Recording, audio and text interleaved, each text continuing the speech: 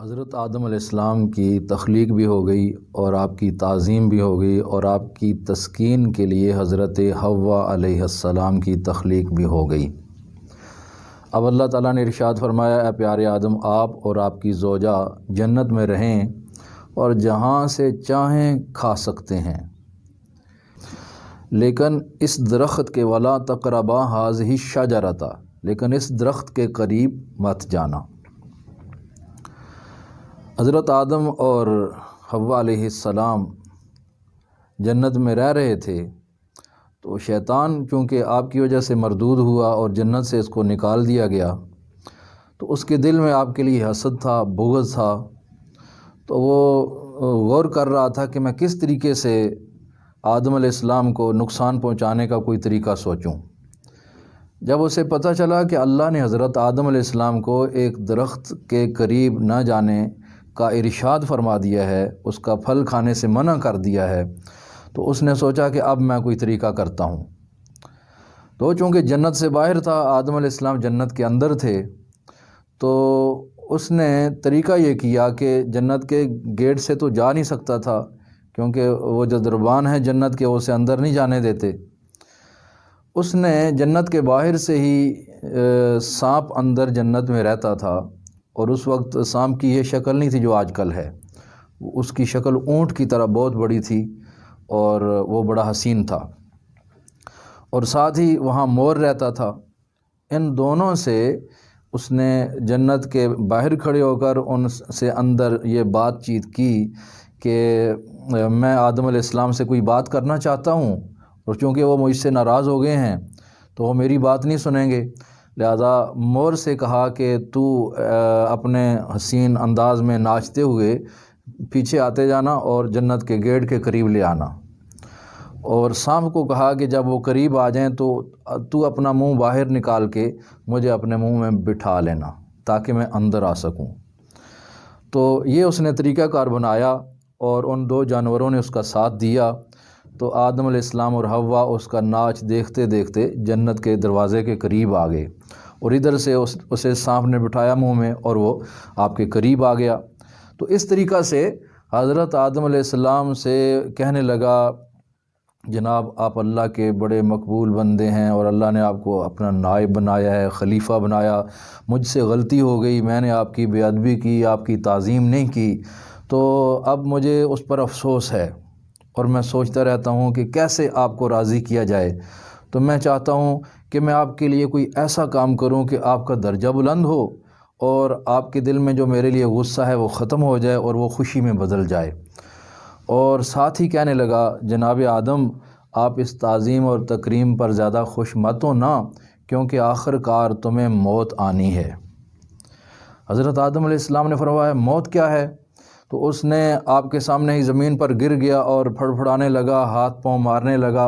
اور جیسے موت کی کیفیت ہے اس نے اپنے آپ پر طاری کر کے دکھائی کہ ایسے مرنا ہے۔ حضرت آدم و حوا علیہ السلام اس منظر سے خوف زدہ ہوئے، تو اس نے کہا، جناب پریشان مت ہوں، آپ پریشان نہ ہوں، میں تمہیں حل ادلکم علی شجرۃ الخلد وملک لا یبلی، میں تمہیں ایک درخت کے بارے میں بتاتا ہوں، اس کا پھل کھا لیں تو آپ ہمیشہ رہیں گے، موت نہیں آئے گی آپ کو۔ حضرت آدم علیہ السلام نے کہا، بتاؤ پھر۔ اس نے اسی درخت کی طرف اشارہ کیا، تو حضرت آدم علیہ السلام نے فرمایا، اس درخت سے تو رب کی ناراضگی ملے گی، اللہ تعالیٰ نے ہمیں منع کیا ہے اس کے کھانے سے۔ تو کہنے لگا، اے آدم علیہ السلام، اللہ تعالیٰ نے جو تمہیں منع کیا ہے نا اس درخت سے، وہ اس لیے منع کیا ہے کہ کہیں تم فرشتے نہ بن جاؤ، اور اس لیے منع کیا ہے کہ کہیں تم ہمیشہ رہنے والے نہ بن جاؤ، اور آپ ہمیشہ جب رہیں گے تو خلافت جو ہے آپ کی اولاد میں منتقل نہیں ہوگی، اس لیے آپ کو اللہ نے اس سے منع کیا ہے، اور اللہ کا یہ منع کرنا یہ اس کی ناراضگی کا سبب نہیں بنے گا، یعنی یہ جو حرام کیا گیا ہے آپ کو، یہ مکروہ تنزیہی ہے، مکروہ تحریمی نہیں ہے، لہٰذا کوئی حرج نہیں ہے، آپ کھا لیں، آپ کو کوئی نقصان نہیں پہنچے گا۔ اور پھر کہنے لگا، جناب دوسری بات یہ ہے کہ اللہ تعالیٰ نے فرمایا، وَلَا تَقْرَبَا هَٰذِهِ الشَّجَرَةَ، اس درخت کے قریب مت جانا، تو آپ مت قریب جائیں، میں پھل لا کر دے دیتا ہوں۔ تو ایسے جب اس نے چکر کیا تو آدم علیہ السلام اس پر اعتبار نہیں کر رہے تھے، تو اس نے کہا، قرآن فرماتا ہے وَقَاسَمَهُمَا إِنِّي لَكُمَا لَمِنَ النَّاصِحِينَ، قسم اٹھائی، کہنے لگا اے آدم میں تاکید کے ساتھ بات کر رہا ہوں اور مجھے اللہ کی قسم ہے کہ میں تمہارا خیر خواہ ہوں۔ جب اس نے قسم اٹھائی تو آدم علیہ السلام نے کہا کہ اللہ تعالیٰ کی اتنی بڑی قسم کوئی جھوٹی قسم نہیں اٹھا سکتا، تو یہ ٹھیک ہی کہہ رہا ہوگا۔ لیکن اس کے باوجود بھی حضرت آدم علیہ السلام نے پہلے پھل نہیں کھایا، حضرت حوا علیہ السلام نے پہلے کھایا۔ جب جناب اماں جی نے کھا لیا تو آپ فرمانے لگیں کہ عرض کرنے لگیں جناب علی دیکھو میں نے کھا لیا، کچھ بھی نہیں ہوا، لہذا درست ہی کہہ رہا ہے۔ تو حضرت آدم علیہ السلام نے اللہ کی نافرمانی کی وجہ سے نہیں کھایا، یعنی اس لیے نہیں کھایا کہ میں نافرمانی کر رہا ہوں، اللہ کی جو حکم تھا اس کو توڑ رہا ہوں، اس لیے نہیں۔ اللہ تعالیٰ ارشاد فرماتا ہے وَلَمْ نَجِدْ لَهُ عَزْمًا، آدم علیہ السلام کے پاؤں پھسل گئے اور آپ کو پھسلا دیا گیا، لیکن آپ کا اس میں ارادہ شامل نہیں تھا، لہٰذا آپ نے اس لحاظ سے کہ اللہ تبارک و تعالیٰ نے قریب جانے سے منع کیا ہے، اور دوسرا یہ کہ یہ بتا رہا ہے، قسم اٹھا کر کہہ رہا ہے کہ اللہ تعالیٰ ناراض نہیں ہوگا، تو آپ نے وہ پھل کھا لیا۔ جیسے ہی آپ نے اس درخت کا پھل کھایا، درخت کے بارے میں مختلف اقوال ہیں، کوئی کہتے ہیں زیتون کا تھا، کسی نے کہا انگور کا تھا، کسی نے کہا وہ گندم کا دانہ تھا۔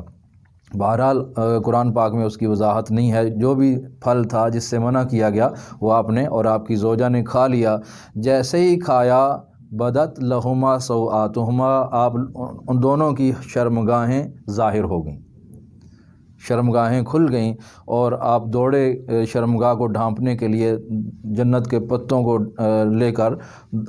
شرمگاہ کو ڈھانپنا شروع کر دیا۔ اس بارے بھی اقوال ہیں کہ وہ انجیر کے پتے تھے یا کس درخت کے پتے تھے، قرآن پاک نے اس کی وضاحت نہیں کی ہے۔ بہرحال تب رب نے فرمایا اے پیارے آدم، میں نے منع نہیں کیا تھا کہ اس درخت سے نہیں کھانا؟